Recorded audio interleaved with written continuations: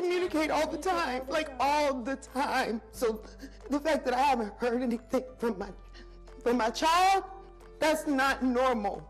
That's not normal at all. Whoever has her, you are not in trouble either. No trouble whatsoever. You can drop her off wherever. It doesn't matter. Drop her off and let her walk if you have to. We are not worried about you. We are worried about Jholie, so we need her home. And Jholie, if you see this, you are not in trouble. We love you, baby. We just want you home, baby. 16-year-old Jholie Moussa left her home on January 12, 2018 in Alexandria, Virginia. She was in the middle of doing her twin sister's hair and told her she will be right back. Sadly, Ring doorbell would catch the last images of Jholie alive. Police would discover her body in a wooded area 2 weeks later, less than a mile away from her home. What happened to this 16-year-old and who would want to cause her harm? Welcome to Viral Crimes. Subscribe and hit the bell icon for more stories. On March 21, 2001, Sarita Stewart and Cyril Moussa welcomed twin girls Jholie and Jholie Moussa into the world. They were incredibly close siblings who did everything together and rarely spent any time apart. Jholie Moussa attended Mount Vernon High School in Alexandria, Virginia. She was described as a cheerful person who always made others happy. On January 12, 2018, the twins started their day the same way they did every other day, by going to school and then coming back home. However, on this day, Jholie noticed that her sister Jholie appeared to be thinking a lot and preoccupied. Something appeared to be wrong with her. Approximately at 4:30 in the afternoon, while they were seated together and fixing each other's hair, Jholie received a Snapchat and instantly stood up, telling her sister that she needed to go and that she would be right back. Jholie said that she found it odd that her sister just got up and walked away after getting a Snapchat. She said that her sister had spent the whole day Snapchatting with an unknown person, but she had no idea who it was. Jholie had confirmed that she would be coming back, so she didn't give it more consideration. Jholie gets a text message from her sister at around 8 o'clock in the evening, notifying her that her sister would be going to a party in Norfolk. The distance between Jholie's home in Alexandria and Norfolk is roughly a 3-hour drive. It seemed strange to her sister that she would go to a party that was located 3 hours away from where they lived. Jholie, on the other hand, failed to return home that evening. When Jholie's parents are unable to locate their daughter and discover that she is nowhere to be found, they alert the police on January 13. The authorities instantly formed the opinion that Jholie was a runaway, because they reasoned that since she had left her house of her own will, it was reasonable for them to conclude that she had simply fled. On the other hand, both her sister and her parents were well aware that she would never simply up and go without providing a valid explanation. Why do you not think she's just somewhere where she doesn't want to be found? It's just not normal. You know, a part of me wants to say, oh yeah, well, she's just acting like a teenager, but this isn't her. This isn't her MO. This isn't how she acts, so I can't help but worry. We don't know where she is right now. We just need her home. Like, I don't know if she's stuck somewhere. I don't know if she's trapped. I don't know if she's eating or she's drinking. It's okay. It's okay. I just need her home. It's okay. Fairfax County Police have not put out a missing persons alert because they tell me Jholie is classified as a runaway since she left on her own. But they say they are looking at every lead and trying to find her. Her family was incensed that her situation was not even given the smallest amount of attention at all. The family did their best to search for Jholie and elicited the help from others through social media. It is day 5 and my sister is still missing. Since Friday 12th, she's been missing and she still is missing in day 5, okay? I need my sister home, so Jholie, if you see this recording, I need you to come home. You are not in trouble in any way. And whatever it is with you, we love you regardless. Just come home. Just come home. Come on. Come on. It's okay. Go ahead. Keep on going. Let them know. And whoever has her, you are not in trouble either. No trouble whatsoever. You can drop her off wherever. It doesn't matter. Drop her off and let her walk if you have to. We are not worried about you. We are worried about Jholie, so we need her home. And Jholie, if you see this, you are not in trouble. We love you, baby. We just want you home, baby. Need you home. Hi, my name is Jholie. This is day 6 and I've never been away from my sister this long. Okay? And I just want you guys to understand that she's my twin sister, that we came out of the womb together, and that it's been 6 days and I still haven't seen my sister or any sign of her. So, today I want to speak to the kids though, but I don't mean like little kids, I mean people my age, 16, 18, doesn't matter. Anywhere around that, even 20, even around that, this generation. I need you to understand that this is our world. That my sister is just like you all, and that she needs you.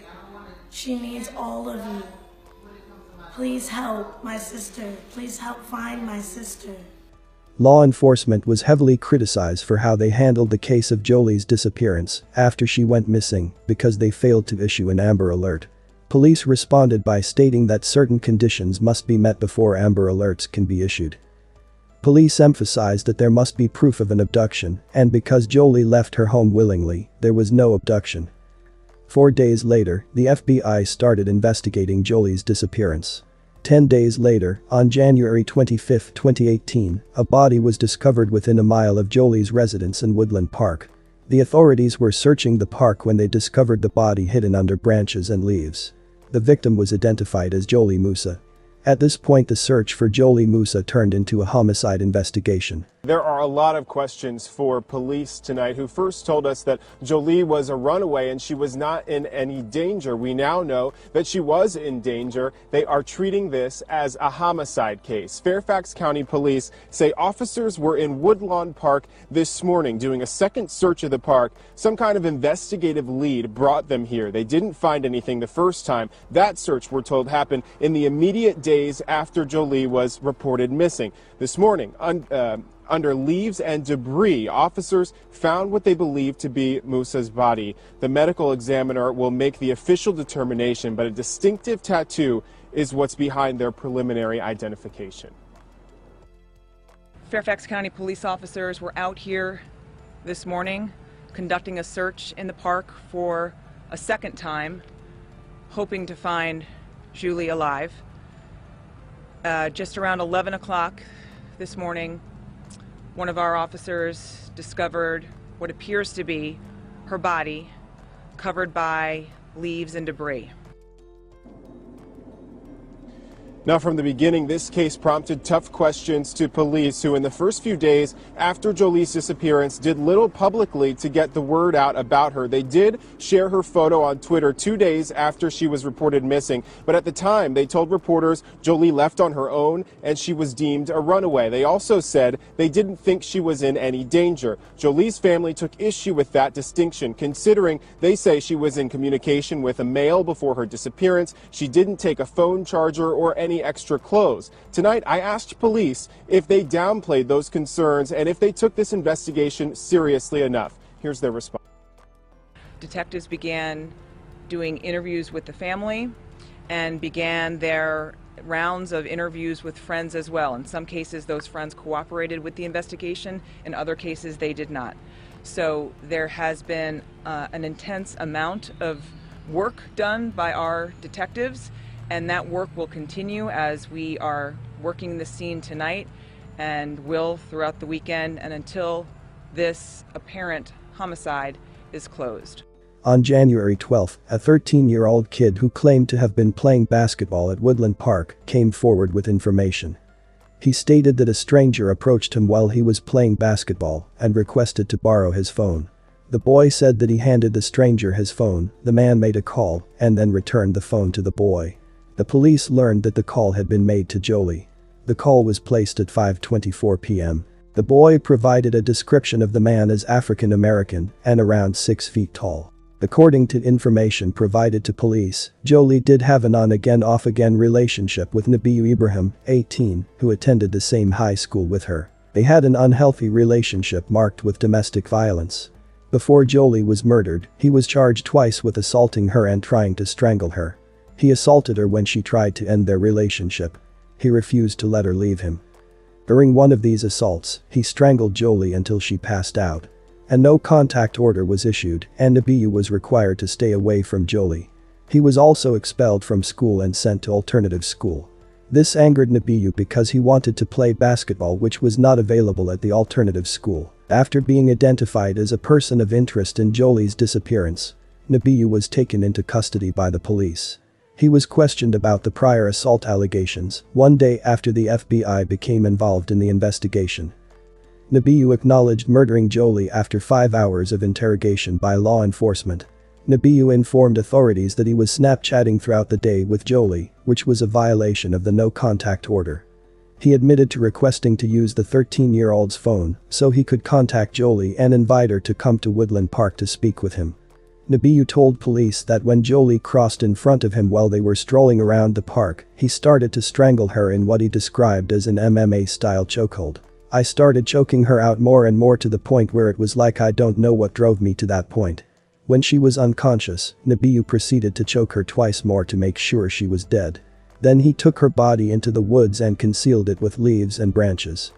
Nabiyu admitted to taking Jholie's phone and sending a message to her sister, saying that she would be attending a party in Norfolk.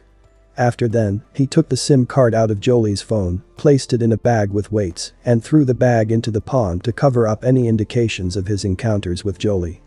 Nabiyu had returned to her body 6 days after her murder, between January 12 and January 18.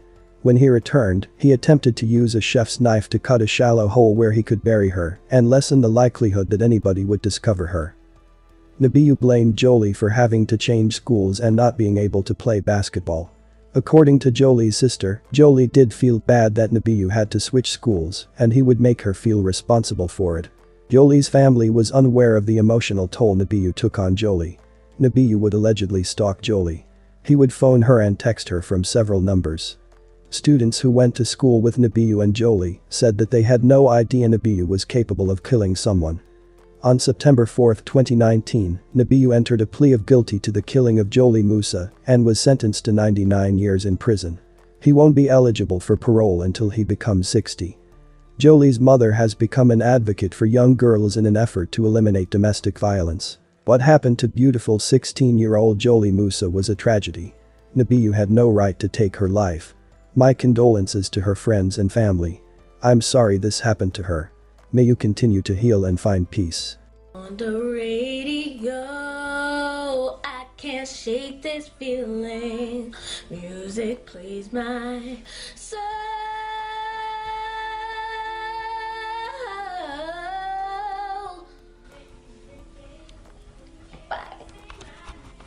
Thanks for watching and I will see you in the next video.